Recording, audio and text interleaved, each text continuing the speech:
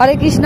আমরা জানি যে শান্তিপুর অদ্বৈত পাঠে যে নদী সুরধনী নদী, যেই অদ্বৈত মহাপ্রভু ভগবানকে তুলসী দল গঙ্গার জল দিয়ে যে আহ্বান করেছিলেন, সেই নদীটা অনেকেই জানে যে নদীটার নেই, চিহ্ন নেই, শুকিয়ে গেছে।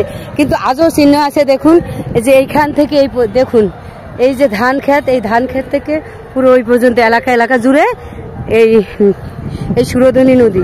এই সুরধনী নদী দেখুন এখন এই যে বয়ে আছে আজও। এই যে ছোট্ট একটা চিহ্ন রয়েছে দেখুন। এখন কেউ কখনো দর্শন না করে থাকেন, অবশ্যই আসবেন দর্শন করতে। এখনো রয়েছে, চিহ্ন রয়েছে। আর সেই নদীটা সব শুকিয়ে গেছে, এখন এই পর্যন্ত আছে নদীটা। দেখুন, যারা কেউ দেখেননি এখনো, তারা অবশ্যই আসুন এই নদী দেখতে। শুনেছি এই নদী দর্শনে খুব মঙ্গল হয়।